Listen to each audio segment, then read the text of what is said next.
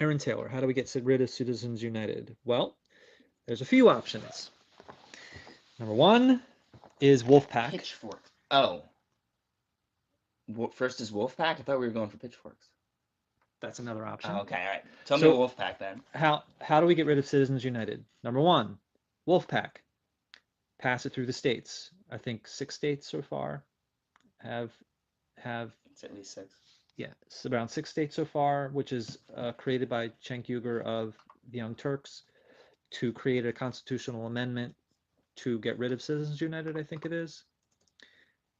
And that needs to be done by, I believe, it's 36 states or something like that, and then it can become a constitutional amendment.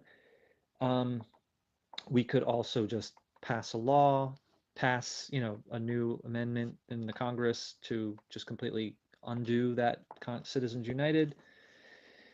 We could also pull out the pitchforks. In seriousness, we could spin corporate personhood against the corporations and say, okay, so you're people, therefore you have to follow all the laws people follow, and you're subject to the same punishments people are subject to.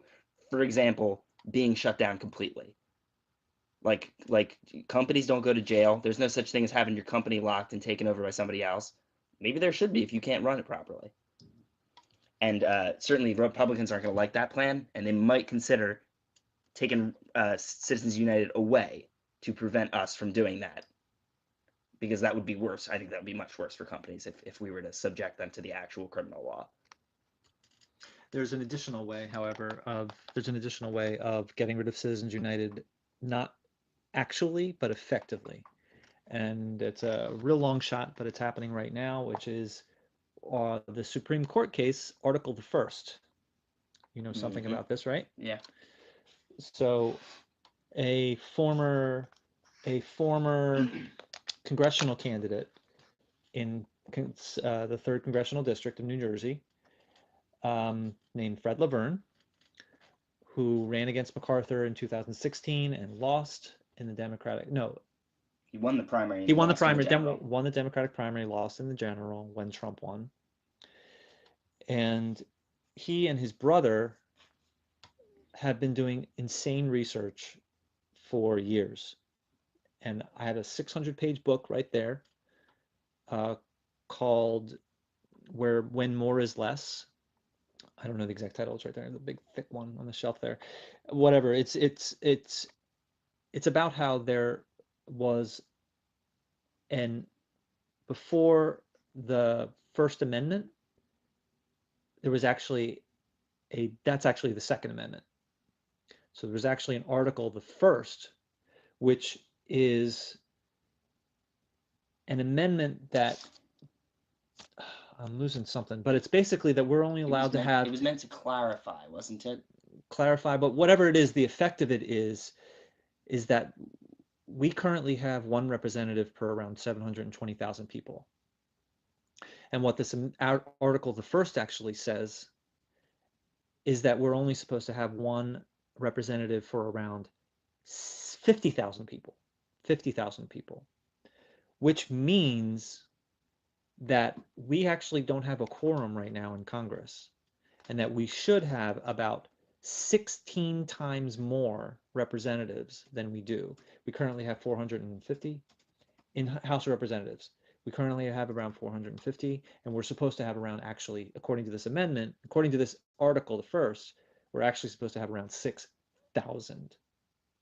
So they are currently, I believe, in the Supreme Court. They had a hearing on November 5th, and they actually went to a 3-judge panel, federal panel. One of the judges on this panel, I think the head one being Merrick Garland. And so they were just heard, or it just began on November 5th, or was scheduled. I haven't heard anything what happened. So if Article the First passes, then what it will do, what this lawsuit demands as remedy, is to undo everything since this Congress began in January of 2017, because they don't have a quorum, because the quorum is whatever, around 3,000 something. So since they don't have a quorum, everything that they have done is therefore needs to be undone. So the tax cuts for millionaires, all anything that Congress has done needs to be undone because they did not have a quorum. So it was retroactive to January 2017. It's important to note that there's no way that will happen. It is in the next 2 months. They are not going to hand this guy his case and undo everything that was done. It's not real. That's not going to happen. If it happens, it'll be during a Democratic congressional term. What do you call them? It'll be during the next Congress. You can't hear a whole case between now and January 15th or whatever. Well, I regardless of the reality of what's actually going to happen, that is my understanding of what the remedy is supposed to be. It's going to go back to it's going to reset things to the beginning of the last Congress. It's a little disappointing that he really harped on like, oh, we'd be able to undo the tax cuts, we'd be able to undo and we wouldn't. We'd be able to undo everything up until, January, unless it took a whole year after that or 2 years after that. But regardless of what it actually undoes, regardless of what specific laws it actually undoes, what it means is that we can easily buy off 400. The super wealthy can easily buy off 450 representatives. At least in the short term, they cannot so easily buy off 6,000 representatives, and therefore, the chances of us getting in people that actually representatives that actually represent the people in this flood of new 6,000 representatives are much greater, and the chances of them passing a law to either simply undo Citizens United is much greater, or there was a reason that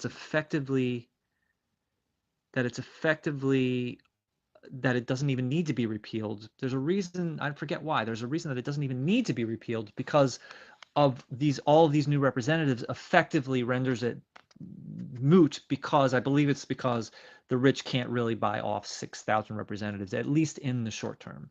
So we have a very large window all of a sudden to do things for the people. I think that's actually disturbingly shaky logic, because let's take Jeff Bezos. Suppose we make it impossible for anybody with $100 million to buy a house rep. Even if you have $100 million, you can't afford a house rep. Jeff Bezos could still buy every single house rep if he wanted them. All you would do is get every other rich person not to compete with him for those reps. He'd be able to buy each one of them because they'd be free, no other donors. You would literally just be handing those reps to increasingly rich people who could afford them. Okay, so, but there's something significant about it that I'm not recalling, but it's certainly a step in the right direction. But yeah, so Article the First has, according to their research, which is pretty darn thorough, I have it in that book right there, has already been ratified and has been in effect for 200 years. It was ratified by 2/3 of the states at the time. Whatever, it was around 17 states at the time or something like that. And it was already ratified, except through an error of copying, meaning they didn't have copy machines back then. So they had people manually copying, and someone doing the manual copying changed the language such that they changed the word less than to more than or something like that, and therefore changed the fundamental concept of that article, not in actuality, but in the copy. And then that copy is what has been passed down through generations. And they had the evidence to show that it has already been passed long ago. And the fact of the Scrivener's error, this copying error, doesn't change the fact that it has been in effect for 200 years.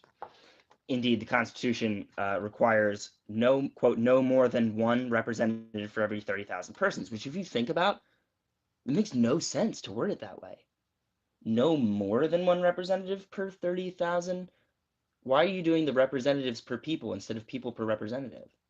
I don't understand. So say, what does If it I say? say there could be no less than one representative for every 30,000 people, Wait. One representative. No, say it there could again. be no less than one representative for every 30,000 people. That means That means there could at be least 12 30,000. representatives for 30,000 people. Right. It means no more than 30,000 people per representative. But when you say the number of representatives per people, that's just very confusing. I don't know what you're reading though. Are you I mean, reading? I'm reading this exact sentence. But I don't know if you're reading the article that they say has been already ratified, or is this the incorrect one? This appears in the Constitution, which Fred LaVergne claims is incorrect. Okay.